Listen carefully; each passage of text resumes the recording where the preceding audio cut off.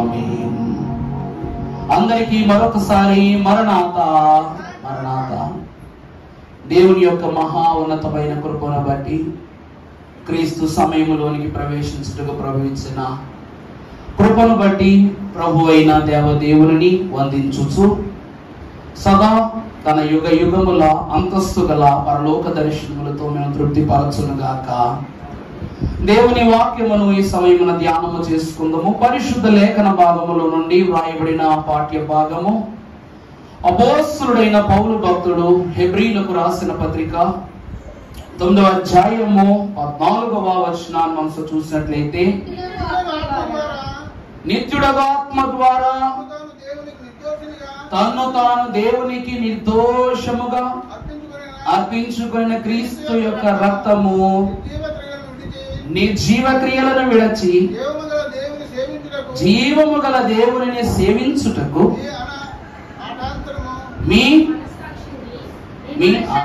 మీ మనస్సాక్షిని ఎంతో ఎక్కువగా స్తుతి చేయును, శుద్ధి చేయును.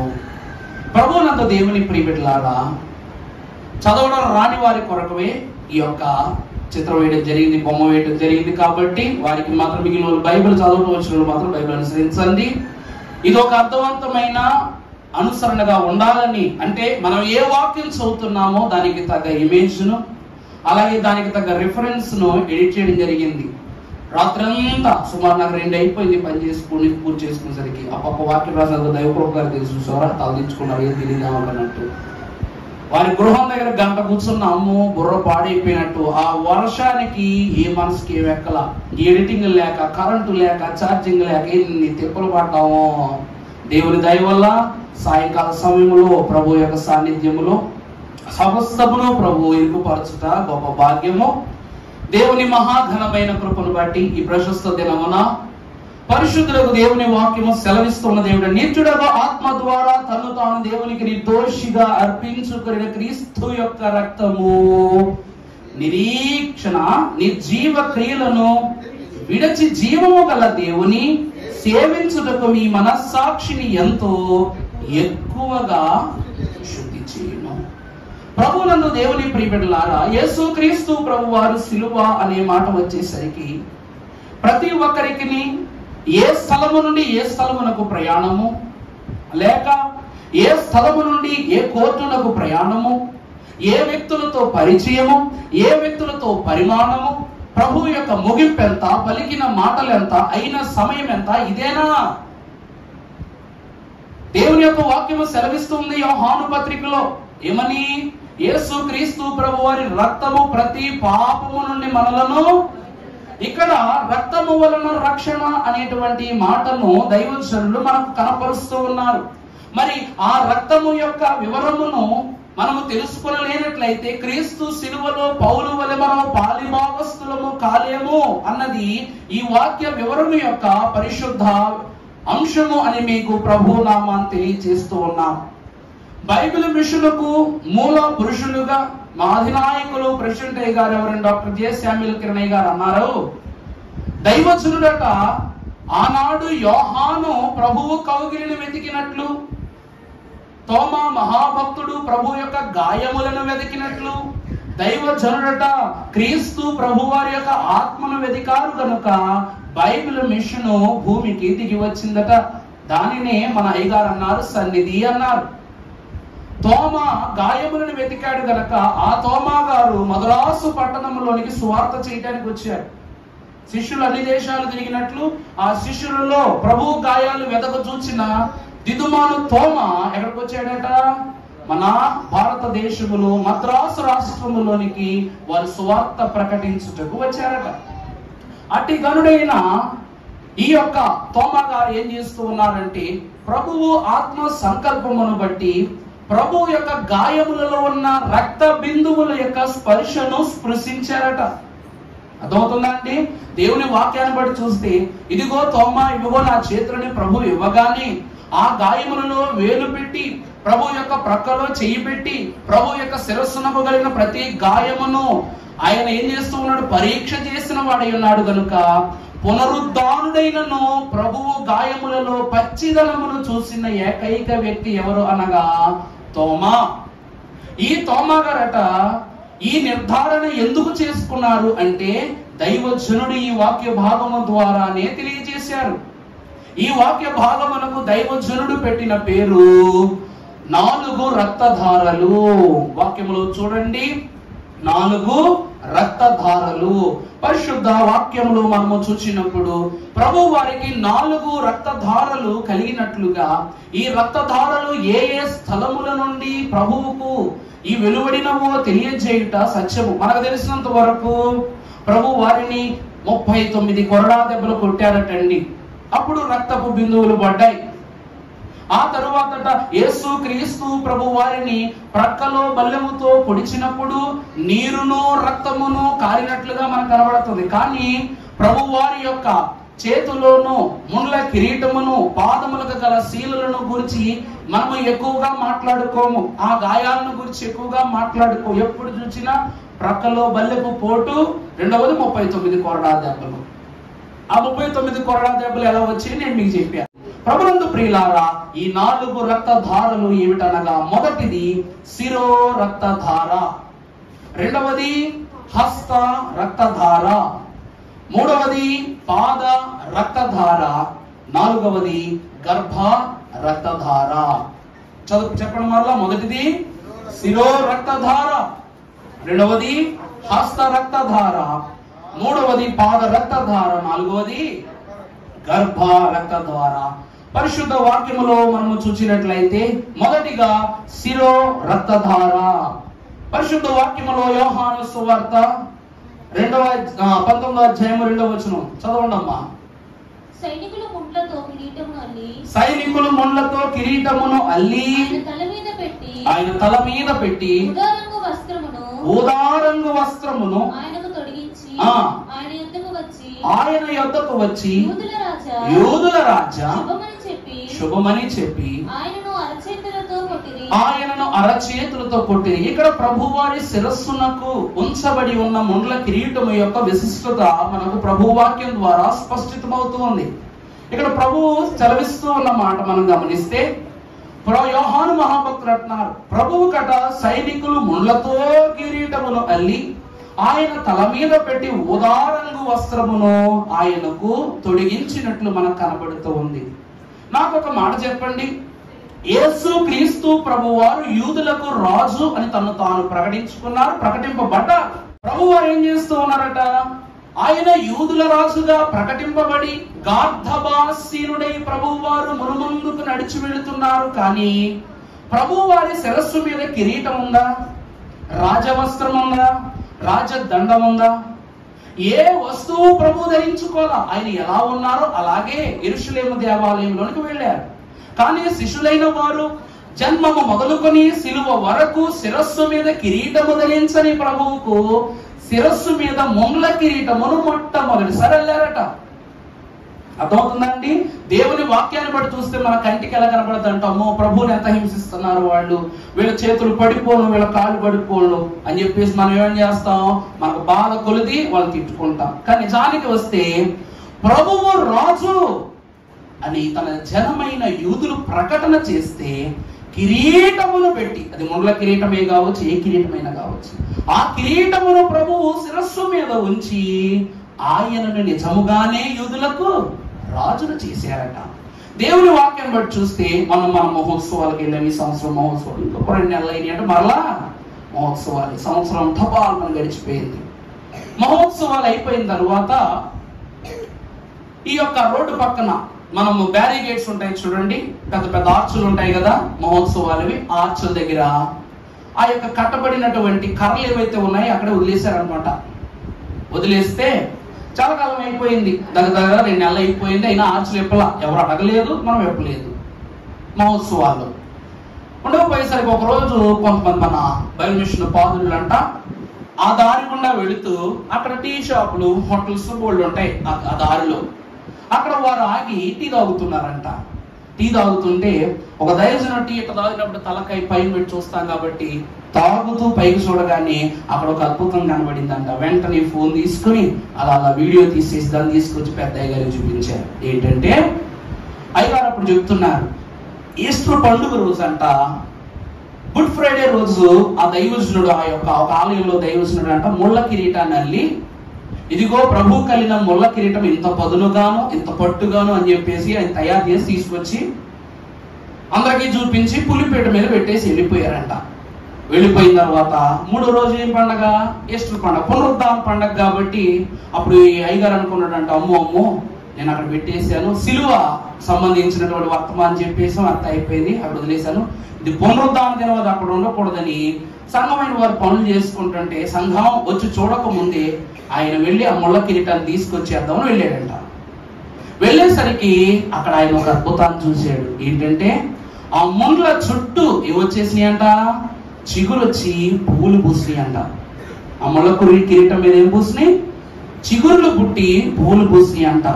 మన బైబిల్ మిషన్ మహోత్సవాలు అయిపోయిన 2 నెలల తరువాత దైవ యాజకులు అక్కడికి వెళ్ళి ఏదో టీ తాగుదామని తాగుతూ వారు తల పైకెత్తి చూసినప్పుడు 2 నెలల తర్వాత అక్కడ పాతిన కర్రల్లో నుండి చిగురులు వచ్చేసి ఆ చెట్లు వచ్చినట్టు. లోకము యొక్క కనుదృష్టి యందు విశ్వాసి ఎలా ఉన్నారు అంటే ఎండిన మ్రాను వలె ఉన్నారు. కానీ మొన్న చెప్పినట్లు ఎండిన మ్రానులో ఉన్న పచ్చటి ధనము క్రీస్తు ప్రభువు యొక్క కనుచూపునకు మాత్రమే గోచరము అన్నారు. దేవుని వాక్యాన్ని బట్టి చూస్తే ఇక్కడ చూస్తే సైనికులు అటు ఏం చేస్తున్నారు? ప్రభు యొక్క శిరస్సునకు ముండ్ల కిరీటం పెట్టి బాధ పెడుతున్నారు. ప్రభు వారు నాకు ఈ ముండ్ల కిరీటము కావాలన్నారంట. ఎంతమంది ఒప్పుకుంటారు నాకు కావాలన్నారన్న మాటకి? చేతులు ఎత్తండి ఒకసారి. ప్రభువారు ఈ ముళ్ళ కిరీటం నాకు పెట్టండి, నాకు కావాలి అని అన్నారన్న వారు ఎవరైనా ఉంటారు సార్? చెయ్యత్తండి, చెప్పండి. సరిపోతారు. 1 2 3 4 5 6. సంతోషం. మనందరికీ దేవుడు దీవించును గాక. ఎందుకనగా ప్రభు అంటున్నారు, ప్రయాసపడి భారము మోయించున్న సమస్త జనులారా నా యొద్దకు రండి, నేను మీకు విశ్రాంతినిస్తాను అంటున్నారు మత్తయి సువార్తలో. చూసారా ప్రభు ఏమంటున్నారండి? భారము మోసే సమస్త జనులకు విశ్రాంతినిస్తాను నా యొద్దకు రండి. ఇప్పుడు భారము దేంతో మోయాలి? ఏమండి, భారం అనేది ఎలా మోస్తాం? ఏమండి, బరువు, అదే భారం ఎలా మోస్తాం అంటున్నాను. భుజాల మీద మోసే భారం ఉంది, తల మోసే భారం ఉంది, శరీరము మోసే భారం ఉంది. ఒక అయ్యగారు చెప్పారు, తోకలపల్లి ప్రసాద్ గారు, ఆయన చెప్పారు ఒక రోజు మా క్లాస్ చెప్తూ, ఈ లోకములనంట ఇసుక కన్నా ఇటుక బరువు, ఇటుక కన్నా బండ బరువు, బండ కన్నా కొండ బరువు, కొండ కన్నా పర్వతము బరువు, పర్వతము కన్నా పాపము చాలా బరువట. మరి అలాంటి పాప భారము అక్కడుంది, ఇక్కడుంది, ఎక్కడో ఉంది కాదు, ఎక్కడుందో తెలుసా? అందుకే ప్రభు అంటారు, నీకు తలంప పుట్టుక మునుపే నిన్ను నేను ఎరిగి ఉన్నాను. అంటే మన తలంపులోనికి ఆదాము అవ్వలను శాపగ్రస్తులుగా చేయుటకు అవ్వలో దైవాజ్ఞకు విరుద్ధమైన తలంపు పుట్టించినందున వారు శాపగ్రస్తులు అయ్యి. స్తుతులు చదువుతున్నాగా, కరెక్టేనా నేను చెప్పింది? అవ్వకు ఆదామవ్వలకు విరుద్ధమైన తలంపు అనగా శిరోభారము, పాపం ఎక్కడికి వచ్చి పడింది? మొట్టమొదట వారి తలంపులలోనికి వచ్చింది కనుక ఆ తలంపు మొదటి భారం. అసలు పాపం అనేటువంటిది మొదలైంది తలంపును బట్టి, శిరస్సులో ఉన్న భారాన్ని బట్టి. మరి అలాంటి ప్రయాసతో ఉన్న భారమును మోయించిన సమస్త జనులారా నా యొద్దకు రండి, నేను మీకు విశ్రాంతిని ఇస్తాను. గెత్సెమనే వనములో యేసు క్రీస్తు ప్రభువారు ఆయన పరిశుద్ధ పాదములను యేసు నామమును బట్టి పరిశుద్ధ తండ్రియగు దేవుని ఎదుట క్రీస్తు ప్రభువారు ఆయన యొక్క మోకాళ్ళు వంచి ఆయన ప్రార్థించుచుండగా ఆయన శిరస్సు మీద నుండి పడుచున్న ప్రతి చెమట బిందువు ఎలా కనబడుతుందంట? రక్తములా కనబడుతుందంట. అంటే ప్రభువారు సర్వలోక ప్రయాస భారమును ఆయన తల మీదకి ఎత్తుకొని మనకి ఏమిచ్చారట? చదవండి, రాసే కదా, పెద్ద బొమ్మేసే కదా, చదవండి. విశ్రాంతినిచ్చారంట. అంటే ప్రభు ఏమంటున్నారు? నాకు ముండ్ల కిరీటం కావాలంటున్నారు, వద్దంటున్నారా? కావాలి అంటున్నారు.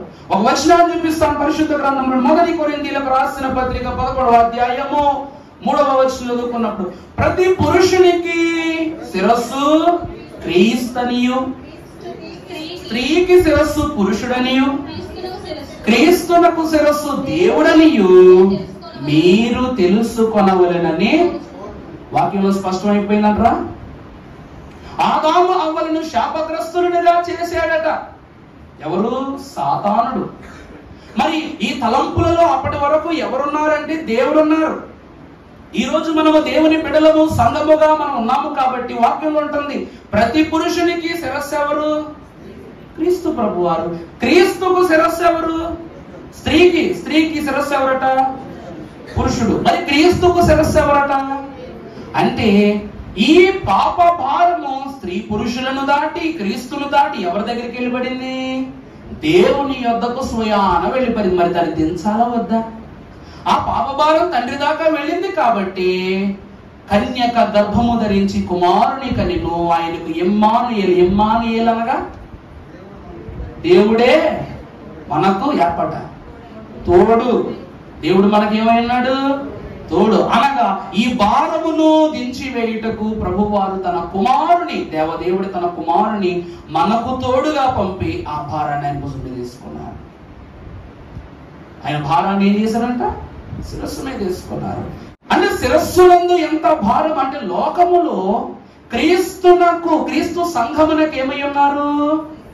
ఈరోజు సాతానుడు మానవునికి భారం పెట్టాలనుకోవట్లా. ఎవరికి భారం ఇవ్వాలనుకుంటున్నాడు? క్రీస్తునకు భారాన్ని ఇవ్వాలనుకుంటున్నాడు. అందుకే ఆ భారమును తలంపుగా మార్చి ఆదాము అవ్వలు మొదలుకొని క్రీస్తు వరకు ఉన్న ప్రతి మనుష్యునిలోనూ శోధన అనే తలంపు, పాపము అనే తలంపు, లోక స్నేహం అనే తలంపు పుట్టించాడు. అందుకే దైవజనుడు మరీ చెప్తారు ఏమని? అనుకున్న పాపాలు అన్నీ దేవుని కెరుకే, అనుకున్న పాపాలు అన్నీ దేవుని కెరుకే, అని గట్టుకుని మాన వలెను మరుగకుని, అని గట్టుకుని మాన వలెను మరుగకుని, ఆపాను తిరిమాను కొనుని. అందుకే ఏం చేయాలట? తలంపులో పుట్టినటువంటి ప్రతి పాపాన్ని నువ్వు అనుకుని మరి ఏం చేయాలి? సాతానుడు అనుకోకుండా నీలో పాపపల్లి తలంపు పుట్టించాడు. ఇప్పుడు నువ్వేం చేయాలనగా నీకు తెలిసిపోయింది కనుక అనుకున్న పాపాలు అన్ని దేవునికి ఎరుకే. నువ్వు ఏం చేయాలి? వాటిని పని కట్టుకుని మానాలి. అంటే నీవు నీ పాప భారాన్ని తగ్గించడం అంటే క్రీస్తు శిరోవేదనను తగ్గించటమే. అందుకే క్రీస్తు ప్రభు వారి శిరస్సులో నుండి ఏం కారిందట? రక్తపు దార కారింది. అందుకే అయ్యగారు మరో కీర్తనలో ఏమని రాశారు? మనం బాగా పాడుకుంటాం. ఈ రోజు మనం ఎప్పటికీ పాడుకుంటాం. ఎలాగో తెలుసా? ఏ పాపమేరుగనియో పావనామూర్తి పాపమే మోచకుండా, నా పాలి దైవమా నా పాపముల కొర ఈ పాటలు పొందినావా, నా పాలి దైవమా నా పాపముల కొర ఈ పాటలు పొందినావా. ఏ పాపం ఎరుగనియో పావనమూర్తి పాప విమోచకుడా, నా పాలి దైవమా. ఎవరి పాపముల కొరకు? నా పాపముల కొరకు ఈ పాటలు. ఆ పాటలలో మొదటి పాటి సిలువ శోధనలో మొదటి ధన్యత. అలాగే ప్రభు వారికి మొదటి శోధన ముండ్ల కిరీటము నల్లటమే. ఈ దినమున దేవుని ప్రియబిడ్డలారా, అందుకే వాక్యములో మీరు చూసినట్లయితే యాకోబు పత్రిక 1:10 శోధన సహించువాడు ధన్యుడు, అతడు శోధనకు నిలిచిన వాడే, ప్రభు తను ప్రేమించు వారికి దేవునికి మహిమ కలుగును గాక. శోధన సహించువాడు ధన్యుడు. ప్రభు ఏమన్నా సరదాగా పెట్టుకుంటున్నారా? ఉట్టుకునే పెట్టుకుంటున్నారా? నిన్నే మనం ఒక మాట చెప్పా, మీకు ఉపవాస ప్రార్థనకు వచ్చిన చెప్పా, శ్రమల యందే సంతోషం. శ్రమ ఎందుకు సహించాలి? శ్రమలు వచ్చినప్పుడు మొదట ప్రార్థించాలి, రెండవది సహించాలి, మూడవది శ్రమల విషయంలో శత్రువులైనటువంటి వారిని ఆయన శిక్షించమని వారి కొరకు వేడుకోవాలి. ఇవన్నీ ఎందుకు పడాలంటే శ్రమలు ఊరికే పడం, బహుమానం కొరకు పడతాం. అందుకే నిందకు 100 బహుమానాలు.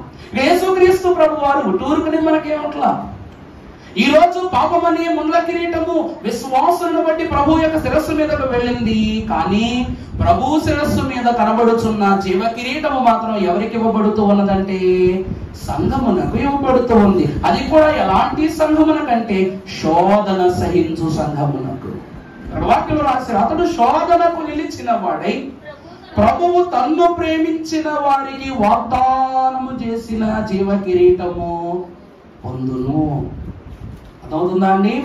ముళ్ళ కిరీటము జీవ కిరీటమును, జీవ కిరీటము మహిమ కిరీటమును ఇస్తాయట. అందుకే ప్రభు ఏమంటారు, ఇదిగో అపవాది మిమ్మల్ని శోధించినట్లు 10 దినములు శ్రమ కలిగిస్తాడు, ఆఖరి వరకు మీరు ఎలా ఉండండి, నమ్మకముగా ఉండండి, నేను మీకు జీవ కిరీటాన్ని ఇస్తా. అంటే ఈ 10 దినములు 10 ఆజ్ఞలకు గుర్తు. ఈ 10 దినములు అపవాది మనకు పెట్టి శోధనకరమైన ధర్మశాస్త్ర భారమునకు గుర్తు. ఈ గుర్తైనటువంటి ప్రభు ఒక వాక్యం సెలవిస్తున్నది ఏమిటంటే సహించుకోనుట.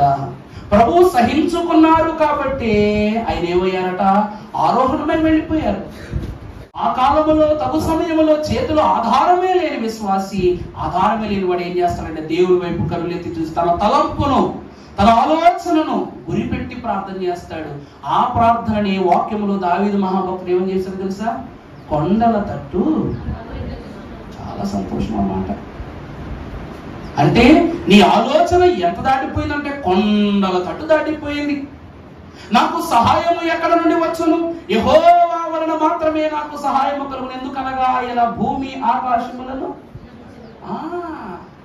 ఆ శోధన సహించుచున్నప్పుడు మనందరి అనగా యేసుక్రీస్తు ప్రభు వారి యొక్క రక్తము ప్రతి పాపము నుండి నీ తలంపు ఏమైపోవాలి? ఇప్పుడు శుద్ధి అయిపోవాలి. అంటే పాపములు కుదల క్రమములో తలంపులను బట్టి చూపును బట్టి ఏమైనా గట్టి చెప్పాలా? తప్పేం కాదమ్మా, చెప్పు, ఒప్పుకుంటున్నా మన అంతే తప్ప చెప్పుకుంటున్నా. తలంపును బట్టి చూపును బట్టి ఈ శిరస్సులకు చేరి వచ్చిన ఈ కిరీటపు వేదన ద్వారా కారిన ప్రతి రక్తపు బొట్టు మన తలంపులను శుద్ధి చేస్తూ ఉన్నది. అది శిరస్సు నందు ప్రభు వారి నుండి చేరి వచ్చిన తొలి రక్తధార, శిరో రక్తధార. ఇక రెండవదిగా మీరు చూసినట్లయితే హస్త రక్తధార. వాక్యంలో చూద్దాం. పరిశుద్ధ గ్రంథము కీర్తన గ్రంథము 22వ అధ్యాయం 16వ వచనం. కుక్కలు నన్ను పట్టుకొని ఉన్నవి, దుర్మార్గులు గుంపు కూడి నన్ను ఆవరించి ఉన్నారు. వారు నా చేతులను నా పాదములను పొడిచి ఉన్నారు. ఇది దావీదు గారి మాట. కానీ ఇది ఎవరికి వర్తిస్తూ ఉన్నదంటే, ఎవరికి వర్తిస్తున్నది? యేసుక్రీస్తు ప్రభు వారి. దేవుని యొక్క ప్రియబిడ్డలారా, ఇక్కడ రెండవ మాటలో మీరు చూసినట్లు ఆయన యొక్క హస్త రక్తధార. ప్రభు వారు ఏమంటున్నారు?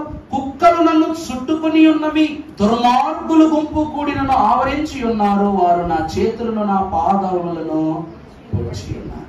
ప్రభు వారి యొక్క శారీరక వేదనను సహించుచున్న వేదనను చూసి అయ్యో ప్రభువా అని గుండె బాదుకునే వరుస ఒక పక్క, ప్రభువును శ్రమ పెడుతున్న వరుస ఒక పక్క, ప్రభువుల గురించి అబ్బా ప్రభు ఏమైపోతాడో, ఇంతకాలం ఎంతో అద్భుతాలు చేశాడు, ఏమైపో కంగారు పడే వరుస ఒక పక్క. కానీ ఒక వరుస ఉందో చూడండి, ఒక వరుస ఉందో చూడండి. ఆ వరుస ఎవరో చెప్పనా? ఎడమవైపు దొంగ. ఆ వరుసలో ఉన్న మాట మనం గమనించుకున్నట్లయితే, అందరికీ స్వాగతం చేసావు, నువ్వు నిజంగా ఆయన కుమారుడివే అయితే అవి ఎవరి మాటలయ్యి? ఎవరి మాటలు చెప్పండి. నువ్వే నిజంగా దేవుని కుమారుడు అయితే ఇదిగో నా సంఖ్యలు ఇప్పాయి, నా సిలువ భారాన్ని దించేసాయి, నువ్వు ఇప్పుకో, మాకు కట్లు ఇప్పేసాయి, మనం అందరం కలిసి వెళ్ళిపోతాం. మరి అది ఒక్క పలుకు కాదా? చెప్పండి. ప్రభు దానికి బదులిచ్చారా? ప్రభు ఎవరు బదులిచ్చారట? తోటి దొంగే బదులిచ్చాడు. రాయ్ నోరు మీద సన్నాసి. ఆయనకు ఇది వేయకూడని శిక్ష. మనం పాపలు, కుక్కల మరొకబాక సన్నాసి అని తిడతాడు అన్నాడు. బోధకుడా, రక్షకుడా, మేము చేసిన ఈ పాపాలకి భూమి మీద ఎవడు మమ్మల్ని భరించుడు, మాకు ఈ శిక్ష తగును. కానీ ఈ క్షణమే నేను నిన్ను అడుగుతా ఉన్నాను, నన్ను నీ రాజ్యముతో వచ్చినప్పుడు, ఇప్పుడే తీసుకుపోమట్ల రాజ్యముతోనే నువ్వు వచ్చినప్పుడు నన్ను జ్ఞాపకం చేసుకోండి. ఎప్పుడో వచ్చినప్పుడు జ్ఞాపకం చేసుకోమన్న దాసుని క్షణమునే జ్ఞాపకం చేసుకున్నాడు తండ్రి. కుక్కలు నన్ను చుట్టుకున్నవి అనగా ప్రభువు వారిని వేదన పెడుతున్నప్పుడు దాన్ని చూచి ఆనందపడుతున్న వారు ఈ కుక్కలు. రెండవది ఏమిటంట, దుర్మార్గులు గుంపు కూడి నన్ను ఆవరించి ఉన్నారు. దుర్మార్గులు అనగా రోమా ప్రభుత్వం వారు. వీరేం చేస్తున్నారట, ప్రభువును వేధిస్తూ శోధిస్తూ అడుగుకొక దెబ్బ పడుతూ ఆయన్ను వేదన పెడుతూ ఉన్నారు. తర్వాత వారు నా చేతులను నా పాదములను పొడిచి ఉన్నారు. యేసు క్రీస్తు ప్రభువారు. ఈరోజు సిలువ అంటే బేసిక్ ఎలా వేస్తారంటే, ప్రభువారిదే చాలా డిఫరెంట్ గా ఆయన సిలువ. ఈ ముళ్ళ కిరీటాలు కానీ ఈ మేకలు దిగొట్టడం కానీ ఇది శిక్ష కాదండి. నిజానికి రోమా ప్రభుత్వం యొక్క సిలువ ఏంటంటే, చేతులు కట్టేస్తారు, యథావిధిగా కాళ్ళు కట్టేస్తారు, శిరస్సు ఈ భుజాల దగ్గర కట్టేసి వాళ్ళ సిలువ మీద ఊరి చివరి వేలాలు కట్టేస్తారు. అప్పుడు ఏమవుతుందంటే రాబందులు ఇవి వచ్చేసి వాళ్ళని తినేస్తాయి అన్నమాట. అది శిక్ష. ఎందుకంటే ఊరికి చివరగా ఈ ప్రపంచంతో ఈ మనిషికి ఏ సంబంధం లేదని చెప్తూ వేసే శిక్ష. కానీ ప్రభు వారికి క్రొత్తదనంతో కూడిన శిక్షను అమలు చేశారు. ఈ చేతులకు ప్రభు విషయంలో గాయములు చేయటానికి గల కారణం ఏమిటంటే, మొట్టమొదటిగా చూస్తే దేవుని చేతులు ఎన్నో అద్భుతమైన కార్యాలు చేశాయి. ఒకటి కాదు, రెండు కాదు, ఎన్నని చెప్పాలి. మొదటిగా ఆదియందు దేవుడు భూమి ఆకాశమును సృజించెను. చేత్తోట మాటతోట? చేత్తోట. భూమి ఆకాశములను సృజించెను. ఎలా? మాటతోటే సృజించాడు. కానీ ఆదాము అవ్వలను దేనితో సృజించారు ప్రభువు? చేతులతో, దేవుని చేతి పని. ఇక రెండవదిగా మీరు చూసినప్పుడు, ఆ తరువాతి కాలంలో మీరు గమనించినప్పుడు, నోవహు మహాభక్తుడు ఏం చేశారంటే, ప్రభువు చెప్పగా ఓడ నిర్మించుకున్నాడు. ఆ నిర్మాణంలో ప్రభు ఒక చెయ్యి కూడా లేదు. ఆ ఓడ కడుతున్నప్పుడు, సరే నోవహు కాసేపు విశ్రాంతి తీసుకో, నేను చెయ్యి వేస్తాను, ఆ ఓడలో కాస్త పోస్తాను, నేను సహాయం చేస్తాను. ప్రభు ఒకటి సహాయం చేయలా. ప్రభు ఎప్పుడు ఆయన చెయ్యి వేశారు తెలుసా? ఆ నోవహు ఓడ ఎప్పుడైతే ప్రయాణమునకు సిద్ధమవుతూ ఉందో అప్పుడు ఆ యొక్క ద్వారమును ప్రభు యొక్క హస్తము తిరిగితే ఏం చేశారంటే సీలింగ్ చేసేసారనమాట. ప్రభువు చెయ్యి దాటి లోపలికి వచ్చేవారు ఎవరైనా ఉన్నారా? అప్పుడు దేవుని చేతి పని.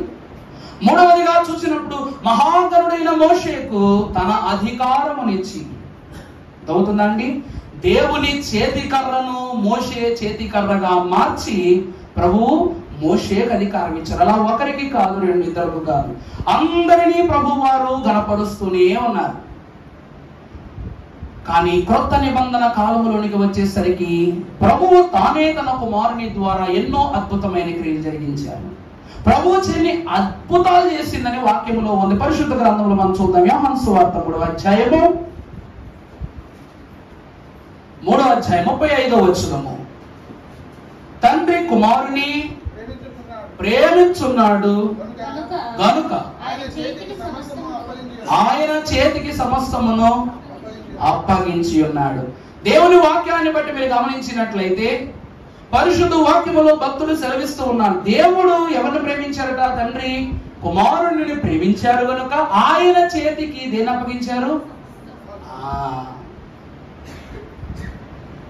దేవుడు సమస్తాన్ని ఆయన చేతికి అప్పగించారు. అంటే అందుకే యేసుక్రీస్తు ప్రభు వారు అంటారు, అమ్మా నా తరుణం ఇంకను రాలా, నా తండ్రి సమస్తమును నాకు అప్పగించు గడియ ఇంకా రాలా.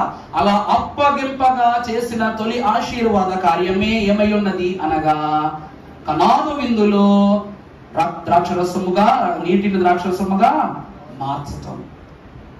ఆ తరువాత సాతాను ఎదిరించినదా చెయ్యి, పాపాత్మురాలైన స్త్రీకి క్షమాపణ ప్రకటించి నేల మీద వంగి రాసినది ఆ చెయ్యి, పాప భారము నిమిత్తము మగ్దలేని మరియా ఆనాడు ప్రభువు చిత్తమును బట్టి ఆమె యొద్దకు వచ్చినప్పుడు శిష్యులైన వారు నువ్వు ఎందుకు వస్తావు అన్నప్పుడు అడ్డుకున్నది ఆ చెయ్యి, సేనాదేములను తరిమి కొట్టింది ఆ చెయ్యి, రేపటి రాకడ దినమున పరలోకమునకు మనలను తీసుకుని వెళ్ళిపోయేది కూడా ఆ చెయ్యి. అంతెందుకు ప్రతి నెల మొదటి వారం తీసుకునే సంస్కారం విందు కూడా ఎవరెత్తున్నారు మనకి? అందుకున్న రసముతో ఆయన, చెప్పండి, ఆయన రక్తము అందుకొందుము మర్మం ఇది యొక్క అద్భుతము. అంటే దేవుడు విందును, ఆ విందులో ఉన్న మర్మాన్ని, దానిలో ఉన్న జీవన అన్నిటినీ ప్రవహిస్తూ ఉన్నారు. మరి అలాంటి ప్రభు చేతిలో నుండి రక్తపు ధార కార్చడానికి గల కారణము ఏమిటి అంటే వాక్యములో చూద్దాం. కీర్తన గ్రంథము 95వ అధ్యాయం 4వ వచనం. భూమ్యాగాధ స్థలములు పర్వత శిఖరములు ఆయనవే, సముద్రం ఆయనది, ఆయన దానిని కలుగు చేసెను, ఆయన హస్తములు. చాలండి. ఇక్కడ అందరికీ ఒక ఈగో ఉందట. ఏంటంటే భూమి అంతటిని నిర్మించిన ప్రభువు, సర్వ సృష్టిని నిర్మించిన ఈ ప్రభువు, భూమి ఆగాధ స్థలములు ఆయన చేతిలో ఉన్నవి. ఎక్కడ ఉన్నాయంట? ప్రభువారి చేతిలో ఉన్నాయి. రెండవది పర్వత శిఖరములు ఆయనవే. ఈ ప్రభువారి యొక్క చేతులకు శీలలు దిగగొట్టడానికి ఉన్న గొప్ప కారణం ఏమిటంటే ఆయన ఒక్కసారి ఆ చేతులను రెండింటినీ విదిలించుకుని దేనిని ఆజ్ఞాపించిన, పర్వతాన్ని ఆజ్ఞాపించిన, ఆకాశాన్ని ఆజ్ఞాపించిన, వృక్షములను ఆజ్ఞాపించిన, అవన్నీ ఏం చేస్తాయి? క్షణకాలములోని మనుషుల్ని ఏం చేస్తాయి? బూడిద చేసేస్తాయి. అందుకుగానే ప్రభువారి యొక్క చేతులకు ఏం చేశారట? వాళ్ళు శీలలు దిగగొట్టారట. ప్రభు ఎంత గనుడో చూసారండి. అంటే ఇవన్నీ క్రియలు మన వాక్యాన్ని బట్టి మనం చూసినట్లయితే కుమారునికి అంత అధికారం ఇచ్చినను తండ్రి అయిన దేవుడు ఆఖరి క్షణమున ఆయన యొక్క వేదనను తెలియచేయుటకుగా ఒక నల్లటి మబ్బును ఆ స్థలమంతయు కప్పినప్పుడు ప్రభు అంటారు, తండ్రి వీరేమి చేయుచున్నారు ఎరుగురు కనుక వీరిని క్షమించుము. దేవుని హస్తములు అద్భుతములు చేసెను, సముద్రమును ఆపెను, సాతానును పారద్రోలెను. అలాగుననే భారము మోయుచున్న సమస్త జనులను నా యొద్దకు రండి, నేను మీకేమిస్తున్నాను? ప్రభు విశ్రాంతి ఇస్తానన్నాడు. దేవుని యొక్క హస్తములలో ఏమున్నది అంటే విశ్రాంతి ఉన్నది. 139వ దావీదు కీర్తన 7వ వచనంలో చూస్తే, నేను ఆకాశములకు ఎక్కినా అక్కడ నీ చెయ్యి ఉంది, భూమి మీద ఉన్న అక్కడ నీ చెయ్యి ఉంది, సముద్రములో ఉన్న అక్కడ నీ చెయ్యి ఉంది, పాతాళములో ఉన్న అక్కడ నీ చెయ్యి ఉంది, నీ కుడి చెయ్యి నన్ను పట్టుకున్నాను. ప్రభు యొక్క కుడి చెయ్యి మనల్ని ఏం చేస్తాట? పట్టుకుంటుంది. మరి అలాంటి హస్తమమ్మో ఇప్పుడు ఆ చేతిని కానీ విడిచి పెట్టామనుకో ఏమవుద్ది? ఈ ప్రభువుకి ఇడిపించుకుంటాం ఎంత. ఎందుకంటే గెత్సెమనీ వనములోనికి వచ్చినప్పుడు అంట సైనికులందరూ చుట్టుముట్టినప్పుడు మీలో యేసు ఎవరనగా నేనే అనగానే మొత్తం పడిపోయారు. అరే బాబరే, ఈయన నోరు తెరిచి నేనే అన్న పాపానికి చచ్చిన వాళ్ళ పడిపోయాం. ఇప్పుడు ఈయన నోటికి ఏం చేయాలా? తాళం వేయాలా? ఈయన శిరస్సు అంటే ఈయన తలంపులు కూడా ఆలోచించడానికి వీలు ఉండకూడదు, ఈయన చేతులు పని చేయకూడదు, పాదాలు పని చేయకూడదు, శరీరం పని చేయకూడదు. అవన్నీ పని చేయకూడదు అంటే ప్రతి దానికి ఏమేసేయాలి? బంధం వేసేయాలి. ప్రతిదానికి ఏం చేసేయాలి? అడ్డుకట్ట వేసేయాలి. కనుక ప్రభువు చేతులను కట్టడి చేయుటకుగా వీరు ఏం చేశారంట? శీలలను దిగబొట్టారంట. ఈరోజు గోడ మిగిలిది కొడతాం చెప్పనమ్మా? గోడ మనం మిగిలిది కొట్టుకుంటాం చెప్పండి. ఇప్పుడు ఫోటో పెట్టుకుంటున్నాం, ఆ ఫోటో బరువు, ఆ బరువు ఆపాలంటే ఏం చేయాలి? దానికి తగ్గ మేకు ఉండాలా. ఆ మేకు మనం తగిలిసి దాన్ని కొట్టగానే ఎంతకాలమైనా మేకు ఏం చేస్తుంది? దాని బరువును కాస్తుంది. మరి ప్రభువు యొక్క శక్తికరమైనటువంటి హస్తముల యొక్క ప్రభావాన్ని కాయాలంటే ఎలాంటి మేకులు కావాలి అంటే ఒక్కొక్క మేకు ఇంత ఉంటుంది. అవుతుందండి, ఒక్కొక్క మేకు ఇంత పొడుగు ఉండేది అనమాట. ఇక విజువల్ గానీ వేసేనంటే మాత్రం చాలా విచిత్రంగా ఉంటుంది. ప్రస్తుతానికి వద్దులే, టైం అంతా అక్కడే గడిచిపోద్ది. అలాగనట ప్రభు వారి యొక్క హస్తములకు శీలలు దిగొట్టారు. అంటే భారము మోయించిన సమస్త జనులకు ఆయన నోటితో సమాధానం చెప్పకుండా ఆయన రక్తధారలతో ఏం చేస్తున్నారు? పవిత్రతనిస్తూ ఉన్నారు. ప్రతి పాపము నుండి ఆయన ఏమిస్తున్నారట? పవిత్రులుగా చేస్తున్నారు. ఇది పాద హస్త రక్తధార. మూడవది తర్వాత చూసినట్లు జకర్యా గ్రంథం 13వ అధ్యాయం 6వ వచనం చదవండమ్మా. నీ చేతులకు గాయము లేవని వాడుగా వాడు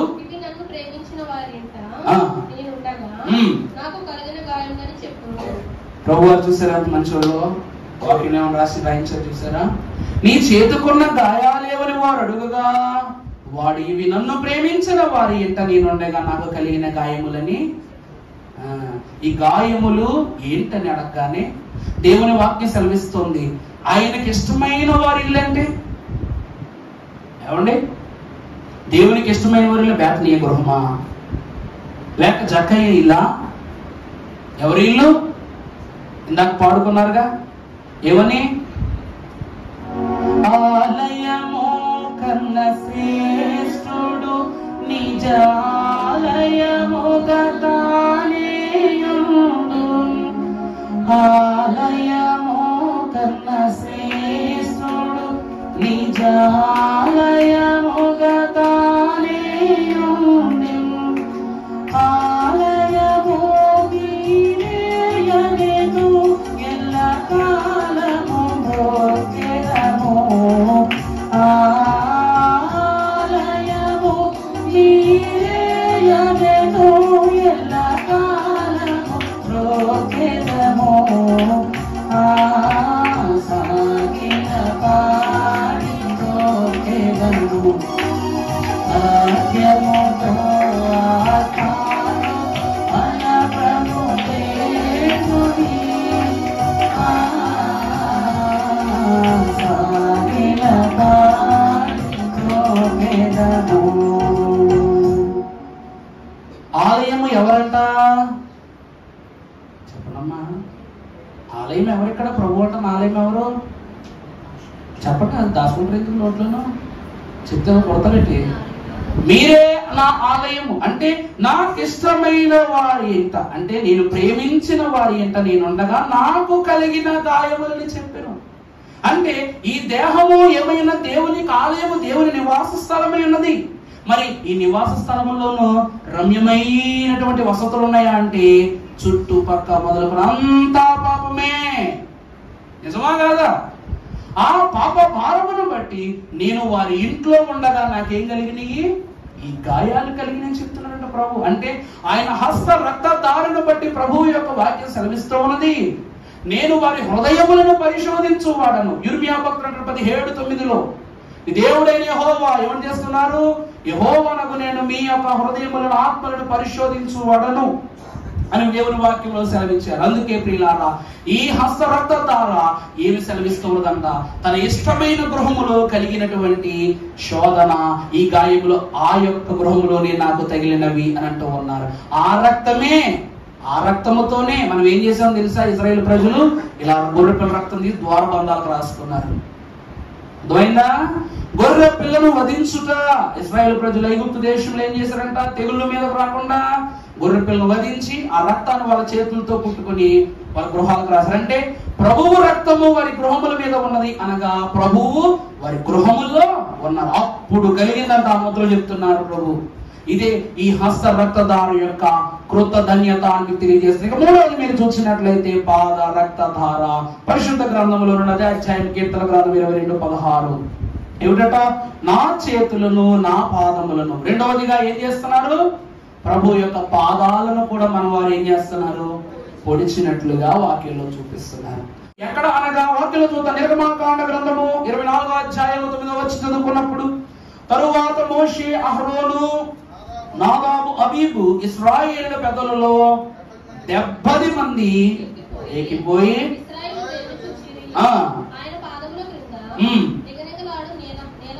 నీలమయమైన ఆకాశపు మండలము వంటిదియు తేజము వంటిదియు ఉండెను. ప్రభునందు ప్రియులారా, వాక్యం చూసినట్లయితే దైవజనుడు అంటూ ఉన్నారు, ప్రభువే అంటున్నారు యెషయా గ్రంథములో, ఆకాశమున సింహాసనము, భూమి నా పాదపీఠమని యెషయా గ్రంథం 66వ అధ్యాయం ప్రారంభంలో అంటారు ప్రభు. ఆకాశం ఏమిటంట? ఆయన ఆకాశం పాదపీఠం. మరి భూమి ఏంటి? ఆకాశం ఏమిటట? ఆయన శయనిక అనగా కూర్చుండు స్థానము, సింహాసనము. భూమి ఆయన యొక్క పాదపీఠం. అలాగున ఆ దినమునందు ఇశ్రాయేలు జనకుడును పరిశుద్ధుడైన దేవదేవుడు తన పాదములను సినాయి పర్వతము మీదకు తీసుకుని రాగా, ఆయన పదస్పర్శతో మహిమ పరచబడినటువంటి ఆ సినాయి పర్వతము నడుమ ఇశ్రాయేలు ఘనుడైన మోషేయు, అహరోను, నాదాబు, అబీబులు వారితో పాటు 70 మంది ఇశ్రాయేలు ప్రధానులు ఏం చేశారంట? ప్రభు వారి యొక్క పాదమును, ఆ పాదము కింద ఏముంది చదవండి ఒకసారి, నిగనిగలాడు నీలమయమైన వస్తువు వంటిదియు ఆకాశ మండలపు తేజము వంటి. అందుకే ఆకాశము నా సింహాసనం అంటున్నారు. సింహాసనం మీద కూర్చున్నప్పుడు, ఈరోజు కుర్చీ మీద కూర్చున్నప్పుడు కూర్చోగానే మన కాళ్ళు మాత్రమే నేలం చేరుతాయి. అంటే ఈ లోకాన్ని మనం గమనించుకున్నప్పుడు ఈ భక్తులు సింహాసనాసీనుడు, కెరూబులు శరూబులను దాటి సింహాసనాసీనుడు అయ్యారు. పాదం ఎక్కడికి వచ్చిందట? ఎక్కడికి వచ్చింది? సినాయి పర్వతము మీద పాదము మోపబడిన గనుక అట్టి పాదము ఎంత ఘనమో దేవుని వాక్యములో. అటువంటి క్రీస్తు ప్రభు వారి యొక్క ఘనతను, ప్రభావమును కనపరుచుతున్న దేవదేవుడు సెలవిస్తూ ఉన్నమాట. మరి ఈ పాదాలకు ఎందుకు ఇంత విశిష్టత కలిగిందంటే దేవుని వాక్యాన్ని బట్టి మనం చూద్దాం. యేసు క్రీస్తు ప్రభు వారి యొక్క నామం స్మరిశిష్య గ్రంథము 52వ అధ్యాయము 7వ వచనం చదువుకున్నప్పుడు, సువార్త ప్రకటించు,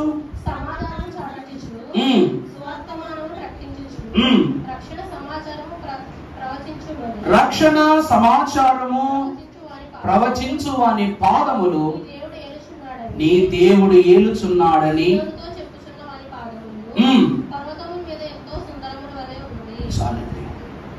ఏమని రాయబడింది అక్కడ? అలాంటి పాదాలు ఏమై ఉన్నాయి? పర్వతముల మీద ఏమై ఉన్నాయి? ఎంతో సుందరములైనవి. దేవుని ప్రియబిడ్డలారా, ప్రభువారి పాదాలు అంత అద్భుతమైనవి కాబట్టి మగ్దలేని మరి కన్నీళ్లతో గడిగింది, నీళ్లతో కాకుండా. ప్రభువారి పాదాలు అంత పవిత్రమైనవి కాబట్టి విలువైన అత్తరు కూడా ఆయన పాద స్పర్శకు పరవశించిపోతూ ఆ గదంతయు పరవశమై ప్రభుమయంతో నిండిపోయింది. దేవుని వాక్యము సెలవిస్తున్నది. తర్వాత చూద్దాం, ఎఫెసీలకు రాసిన పత్రిక 1వ అధ్యాయం 22వ వచనం. ఎఫెసీ పత్రిక 1వ అధ్యాయం 22వ వచనం. అమ్మా, మరియు సమస్తమును ఆయన పాదముల క్రింద ఉంచి ఆయనను సంఘముగా, దేవుని ప్రియబిడ్డలారా, సమస్తాన్ని ఆయన పాదముల క్రింద ఉంచి తర్వాత సమస్తముపైని ఆయనను సంఘమునకు శిరస్సుగా. మొదట పాదము కింద, తర్వాత పాదము పైన శిరస్సుగా. క్రీస్తు ప్రభువునందు దేవుని ప్రియబిడ్డలారా, ప్రభు వారి పాదములకు ఎందుకు కట్టడి వేయుట అనగా పరిశుద్ధ వాక్యంలో చెప్తూ ఉన్నారు. భూమంతా ఎవరి కింద ఉందంట?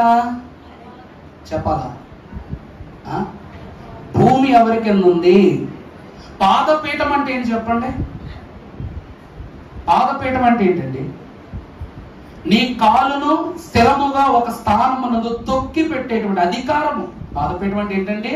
ఇది రాజ్యాధికారం అని చెప్పడానికి గర్వముగా ఒక చోట నిలుపుకునేది. ఆనాడు తండ్రి అయిన దేవుడు సినాయి పర్వతము మీద తన పాదపీఠముగా మార్చుకుని ఆయన యొక్క పరిశుద్ధమైనటువంటి పాదాన్ని అక్కడ ఉంచారు. అంటే భూమంతయు ఆయన పాదాల కింద ఏమైనది? ఏమైనా చెప్పండి? గుప్తమైపోయింది. ఆయన అంతటి మహాప్రభావము గల దేవుని పాదాలను ఈ లోకములో ఎవరైనా కట్టడి చేయగలరా? మరి ఆ పాదములే గనుక విదిలించుకొనుటకు సిద్ధపడినట్లయితే పర్వతములైనను శిఖరములైనను యావత్ భూమిని 2 భాగాలుగా చీలిపోవునని భావనతో లోకము ఎలాంటి శిక్ష వేయించిందంట సాతానును బట్టి అంటే 2 పాదములకు ఒకే శీలలు దిగొట్టడం. 2 వేరు కాదు, 2 వేరు కాదు. ఎందుకో చెప్తాను వినండి. మోషే మహాభక్తుడంట. దేవదేవుడు ఏమన్నారంటే, నీ యొక్క పాదముద్రికలను విడిచిపెట్టి నువ్వేం చెయ్యి? విడిచిపెట్టేసి నా దగ్గరికి రా అన్నారు ప్రభు.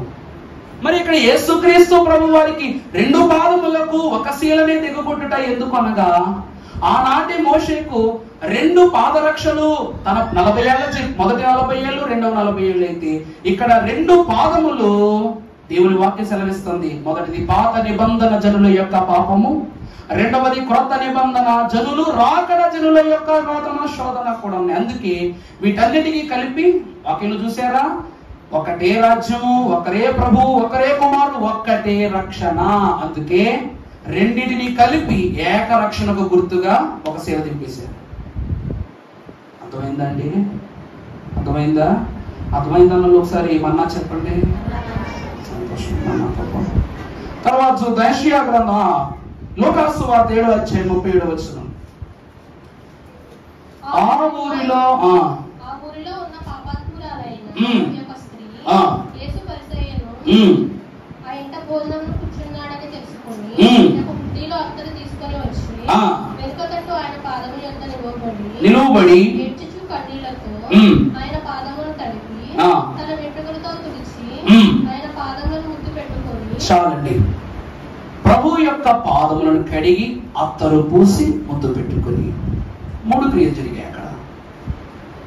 పాదములను కన్నీటితో శుద్ధి చేయుట ఒక క్షమాపణకు గుర్తు. రెండవది ఆయన యొక్క పాదములను అత్తరుతో శుద్ధి చేయుట. మూడవది ముద్దు పెట్టుకునుట. అయ్యగారు క్రిస్మస్ కీర్తనలో ఒక పాట రాశారు. నేడు దేవుడు నిన్ను చూడవచ్చినాడు మేలుకో నరుడా మేలుకో, మరియు లోక నరకము నుండి తప్పించు బాలుని పట్టుకో ముద్దు. ఆనాడు ఎవరు ముద్దు పెట్టుకోవాలి ప్రభువుని, కానీ తల్లి తరువాత ప్రభువును ముద్దు పెట్టుకున్న, ప్రభు పాదాలను ముద్దు పెట్టుకున్న ఏకైక స్త్రీ ఘనురాలు మగ్దలిని మరియ మాత్రమే. ఈ పాదములను ముద్దు పెట్టుకునుట ద్వారా, ఈ పాదములను అందుకునుట ద్వారా మనకు కలిగే ధన్యత. ప్రకటన గ్రంథము 1వ అధ్యాయము 15వ వచనము చదవండి. ఆయన పాదములు కొలిమిలో పుటము వేయబడి మెరియుచున్న అపరంజితో సమానమై ఉండెను. విస్తార ప్రవాహ జలముల ధ్వని వలె ఉండెను. ఆయన పాదాలు ఎలా ఉన్నాయట? కొలిమిలో పుటము వేయబడిన మెరయుచున్న అపరంజి. అపరంజి అనగా బంగారము. అంతటి ఘనమైన పాదములు. ఆనాడు మగ్దలేని మరియ ముద్దు పెట్టుకున్నది సిలువ సింహాసనము నిమిత్తము, సిలువ శోధనకు సిద్ధపడుతున్న ప్రభు పాదమును కాదు. భక్తుడైనటువంటి యేసుక్రీస్తు ప్రభు వారిని మొదటిసారి దేవాలయం తీసుకురాగానే సిమియోను ప్రవక్త అంటాడు, నాదా అంటాడు. అని ఏమంటాడు? రాకడలో రాబోతున్న పెళ్లి కుమారుడైన ప్రభువును ఇక్కడ జ్ఞాపకం చేసుకుంటాడు. ఈమె పాదములకు ముద్దు పెట్టుకుంటూ ఈమెమని జ్ఞాపకం చేస్తూ ఉన్నది అంటే, రెండవ రాకడలో పరిశుద్ధ మేఘము పైన అపరంజి పాదములతోనూ కొలిమిలో పుటము వేయబడిన మెరియుచున్న పాదములను ఈమె ముద్దు పెట్టుకున్నది. ధన్యురాలైందా? ధన్యురాలు అవ్వలేదండి. మరి ఈ రోజు మనం ఏం చేయాలా? దాన్ని దైవజనులు ప్రభు పాద సన్నిధి అన్నారు. దాన్ని ఎవరన్నారో దైవజనులు ఏమన్నారండి? నీ చరణములే నమ్మితి, నీ పాదములే మ్రొక్కితి అన్నారు. సంతోషము. ఇదే పాద రక్తధార. అలాంటి పాదములు సర్వ సృష్టిని తన పాద పీఠముగా మార్చుకున్న ప్రభు యొక్క పాదములను కట్టడి చేయుటకు ఏమాత్రము శక్తి లేదో దాని నిమిత్తమే పాదములకు శీలను తెగొట్టుకుని ఆఖరిగా చూసినట్లయితే గర్భ రక్తధార. ముగించుకుందాం. యోహాను సువార్త 19వ అధ్యాయం 34. సైనికులు ఒకటి ఈటతో ఆయన ప్రక్కను కారెను. అతని సాక్ష్యము ప్రభువును. దేవుని ప్రియబిడ్డలారా, ప్రభువును అప్పటికే చాలా హింసించేశారు. అందరూ అనుకుంటున్నా ఇక్కడ ఎందుకు పొడిచారు మీరు చెప్పండి. కొని తొందరగా చెప్తే తొందరగా ముందరగా వెళ్తారు. లేదుగా లేకపోతే నా మీద గొడవ పెడతారు. మీరు మళ్ళా చెప్పండి తొందరగా. కడుపులో ప్రభువును బల్యంతో పడవటానికి కారణం ఏంటి? ఒంట్లో నాలుగులోనే కదమ్మా. ఎందుకు చెప్పండి? ఆయన బ్రతికి ఉన్నారు లేదో నిర్ధారణ చేయటానికి ప్రభు వారిని కడుపులో పొడిచారంట. మనం పెద్దవాళ్ళని ఒక మాట అనుకుంటాం తెలుసా మీకు? వీడి కడుపులో ఎంత కుళ్ళుందా? విన్నారా ఎప్పుడైనా మాట మీరు? అమ్మో అమ్మో అమ్మో అమ్మో వీడి కడుపులో ఎంత కుళ్ళుందా? మనిషి యొక్క అంతస్తును ప్రభువు వారి వాక్యంలో తెలియజేస్తున్నారు. చూద్దాం. ఫిలిప్పీ పత్రిక 3:18 చదువుకుంటే, అనేకులు క్రీస్తు సిలువకు శత్రువులుగా నడుచుకొనుచున్నారు. వీరిని గురించి మీతో అనేక పర్యాయములు చెప్పి ఇప్పుడును ఏడ్చుచు చెప్పు. పౌలు గారు అంటున్నారు, ప్రభు సిలువు కాలం అయిపోయాక ప్రభు సిలువుకు అందరూ ఏం పెట్టుకున్నారంట? శత్రువులుగా ఉన్నారు. అంటే మనం అనుకుంటాం తెర చినిగిపోగా, ఆలయము రెండుగా విరిగిపోగా, ఆకాశమంతయు భూత్మని కలగగా ప్రతి ఒక్కరు అమ్మో ప్రభు, అమ్మో ప్రభు, అమ్మో ప్రభు, నా ప్రభు అన్నారు అనుకుంటాం. కానీ ఆ పరిస్థితిని బట్టి లోకం ఏమైపోతుందంటే కుళ్ళు స్వభావంలోకి వెళ్ళిపోతుంది. ప్రభువును ఒక శత్రువులా చూస్తుంది అనమాట. అలా చూస్తే ఏమంటారు? నాశనమే వారి అంతం. పౌలు గారు ఏమంటున్నారండి? ప్రభువు వారికి ఇస్తున్నది అంటే అంత శ్రమ పొందినా వారు ప్రభువు యొక్క వేదనను, ఆయన ఇచ్చిన రక్షణను గమనించట్లేదు. అటువంటి వారికి చివరికి అంతం కలిగేది ఎలాగంట? నాశనమే. వారి కడుపే వారి కుళ్ళే, వారు కుళ్ళే దేవుడు అంట. ఎవరన్నారు అలాగ వాక్యంలో? ఎంతమంది ఉన్నారు? అబద్ధ ప్రవక్తల గురించి వాక్యం అంటున్నారు. ప్రభువును గురించి తెలిసి కూడా వారు ఏం చేస్తారట? తెలిసి కూడా ఏం చేస్తారు? దుర్బోధలే చేస్తారు. ప్రభువును గురించి ఆయన ఎంత గరుడో, ఎంత పరిశుద్ధుడో తెలిసి కూడా ఆయన తలంపులను విడిచిపెట్టి పాప కృత కార్యములు చేస్తూ ఉంటారు.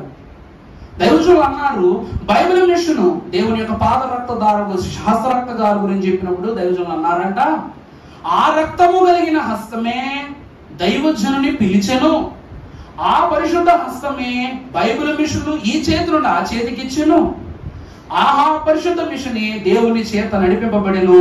ఇన్ని వత్సరములుగా 86 వత్సరములుగా పరిశుద్ధ మహోత్సవములను దేవుడు ఆ చేతితో ఏం చేస్తున్నారంట? జరిగిస్తున్నాడు. అందుకే మన అయ్యగారులు చెప్తా ఉంటారు, మిమ్మల్ని ఎందుకు మిషన్ కార్యక్రమాలు మనం ఘనంగా ఉండాలి, మన కాకాల మిషన్ బలంగా ఉండాలి. ఎందుకంటారు తెలుసా? ఎంత గొప్పవాడైనా మహోత్సవాల్లో ఎంగిలి విస్తరెత్తునోడు గొప్పోడు. కార్ల మీద బెంచు కార్లు తిరిగినోడు కాదు, కానీ విస్తరెత్తునోడు గొప్పోడు.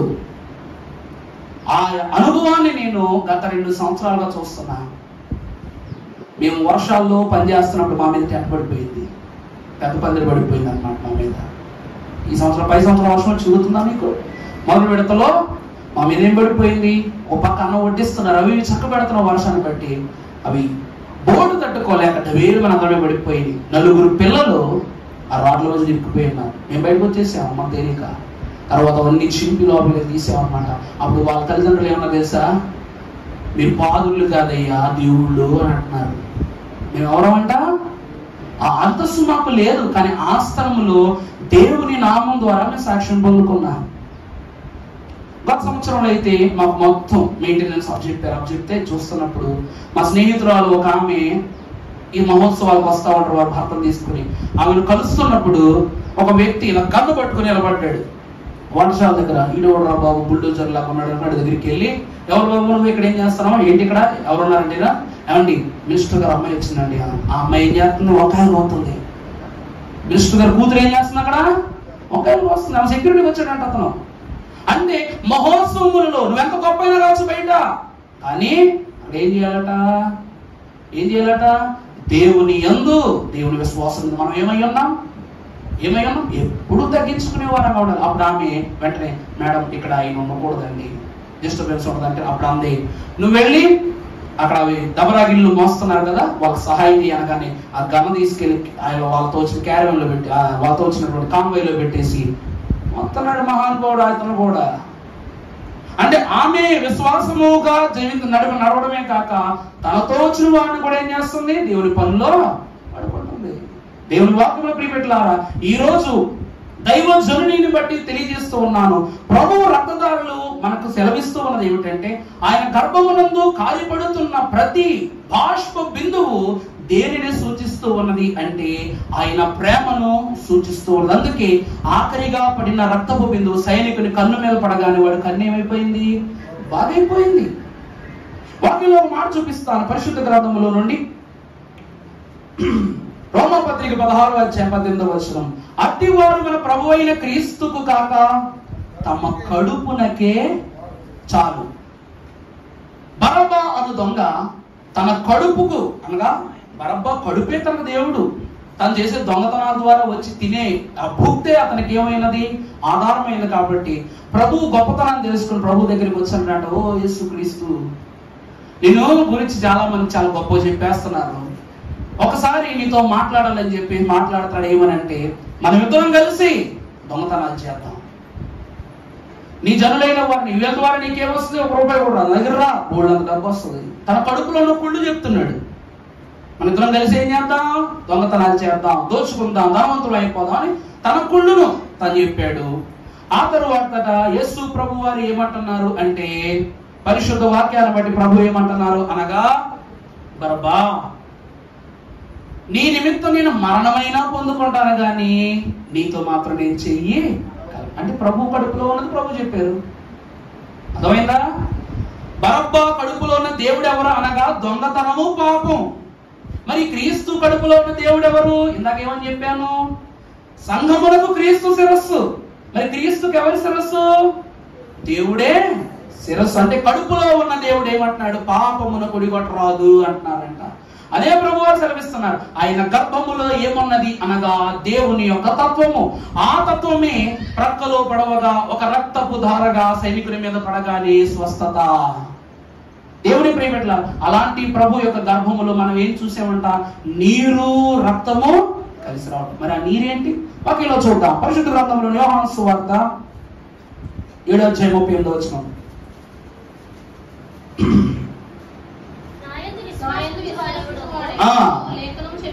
నాయందు విశ్వాసముంచు వాడు ఎవడో లేఖనము చెప్పినట్లు వాని కడుపులో నుండి జీవ జలముల నదులు పారునని. మీకు ఈ జీవజలం అనగానే మీకు ఏదో ఒక పాట గుర్తుకు రావాలి. ఏ పాట అది? చెప్పండి. జీవనదిని నా హృదయములో ప్రవహింపజేయుమయా,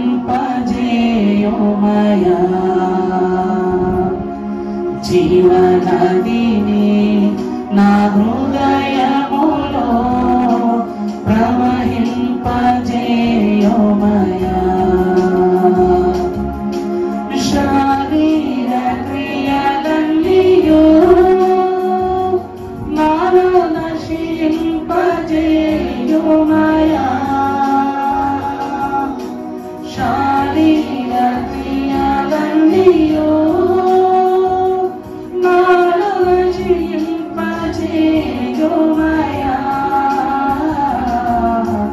జీవనదిని నా హృదయములో ప్రవహింపజేయుమయా.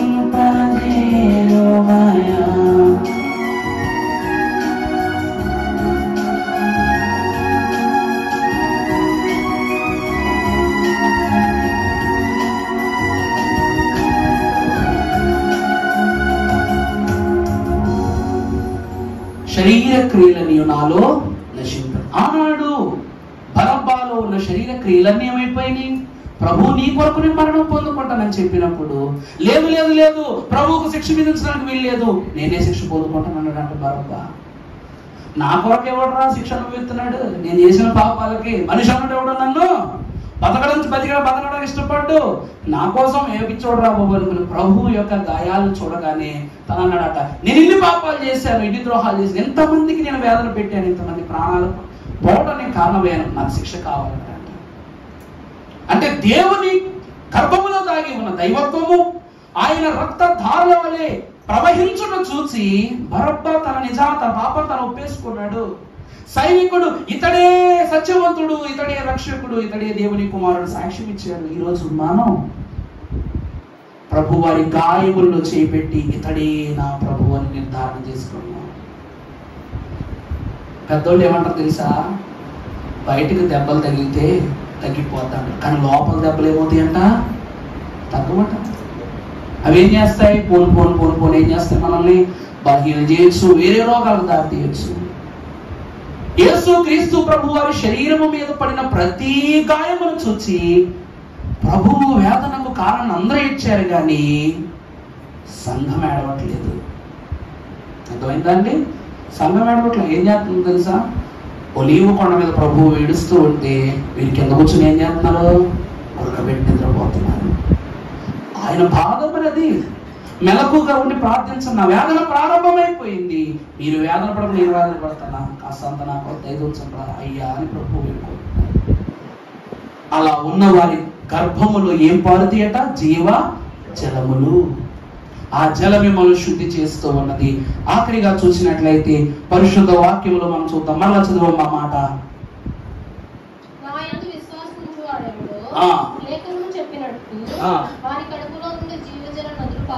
జీవజల నదులు పారునని ఈ మాట ఎవరు చెప్తున్నారంటే లేఖనములు చెప్తూ ఉన్నాయట.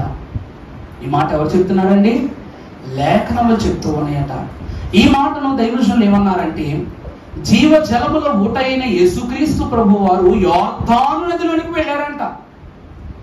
యోర్దాను అంటే ఏమని చెప్పాను మీకు? చెప్పండి. యోర్దాను అనే పదానికి అర్థం ఏం చెప్పాను నేను? చెప్పండి గట్టిగా. మరణము. యోర్దాను అంటే ఏంటండి? మరణము. ఈ యోర్దాను నదిలో యోహాను మహాభక్తుడు బాప్తీసమిస్తున్నాడు. ఎందుకంటే ఈ నది ఏమిటి అనగా మరణమునకు సాదృశ్యం. మీరు కూడా మరణకరమైన జీవితాన్ని కలిగి ఉన్నారు కనుక ఈ నది ఏం చేస్తుంది? మీ మరణ క్రియాబంధమైన ప్రతి పాపాన్ని నది ఏం చేస్తుంది? తీసుకుని వెళ్ళిపోద్ది అని యోర్దాను నదిలోనే బాప్తీసమిస్తున్నాడు యోహాను గారు. మరి ఆ నది యొద్దకు ఎవరు వచ్చారంట? జీవజలం. మరణం అయిపోయింది. మరణం తర్వాత మనకేం కావాలి? జీవం కావాలి. అప్పటి వరకు మరణమును కొట్టివేయుటకు ఆ నదిలో బాప్తిస్మైన వారి నిమిత్తము ఆ మరణమును మృంగివేయు నది యొద్దకు జీవజలముల నది అయిన యేసు ప్రభు వారు రాగా ఆయన అక్కడ బాప్తిస్మం పొందినప్పుడు ఆ యోర్దాను నది జీవజలముల నది అయిపోయింది. అందుకే ఈ రోజుకి యోర్దాను నది చూడటానికి మనకు బొమ్మలు చూపించినట్టు తెల్లగాను నీట్గా వాటర్లో మురుకు ప్రవాహం పోతా ఉంటుందట. ఎలా ఉంటుందండి? నీరుగా ఉంటుంది. ఇజ్రాయేల్ ఏమీ నల్ల సారవంతమైన భూమి కాదు, రాతి నేల. అటువంటి భూమి మీద నీరు దొరకడమే చాలా గగనం. అలాంటి చోట పారుతున్నప్పుడు అదంతా మాకు అనవసరం. ఆ నీటిలో ప్రభు శుద్ధి చేయబడ్డారు కనుక మన పెద్దోళ్ళు ఒక మాట అంటారండి. మొన్న రీసెంట్ గానే ఏమిటంటే బట్టలు ఉతకడానికి కాలువ పట్టుకెళ్తున్నారు. అబ్బే కాలువలో నీరు బాగలేదు, వద్దు, అవి ఎర్ర నీరు అనగా నేను బాబు అయ్యగారికి తెలవదంటే బాబు ఎర్ర నీరులో బట్టలు ఇస్తే బాగా వదులుతాయి అంట. తెల్ల బట్టలు ఎర్ర నీటిలో వదిలితే ఏమవుతాయి అంట? బట్టలు బాగా వదులుతాయి అంట. ఎర్ర నీళ్ళలో స్నానం చేసిన కలవడతారంట. పులస చేపలు తిని బాగా వచ్చేస్తున్నాయి వర్షాకాలం అందరికి.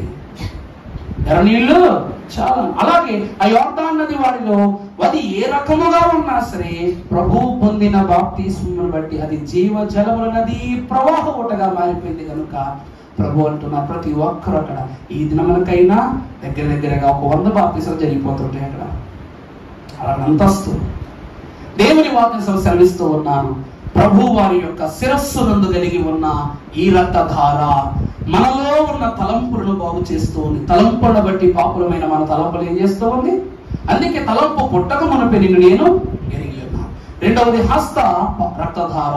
ఈ హస్తములు భారము వహించిన సమస్త జనులను ఆయన యుద్ధకు రండి విశ్రాంతినిస్తానంటూ ఉన్నాయి. పాపముల విశ్రాంతి.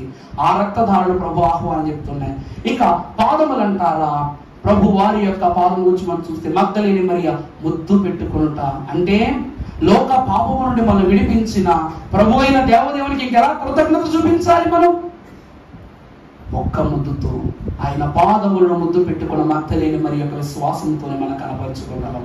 ఆఖరిగా మనము చూస్తే గర్భరక్త ద్వారా ఆయన శరీరములో ఉన్న దైవత్వము, ఆయన కడుపులో ఉన్న ప్రేమ, అదంతా మనం ఏం చేస్తున్నాం?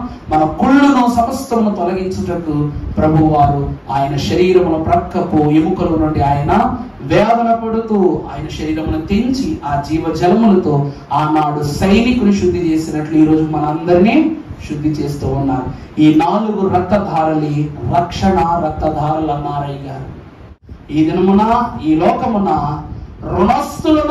రుణములను తొలగించు ప్రభు ఈ లోకమునకు పాపమునకు రుణస్థులుగా ఉన్న మనం తొలగించి పరలోక ఆశీర్వాద అంతస్తుతో మనందరినీ పరలోక మహిమ వైపు చేర్చి నడిపించును గాక.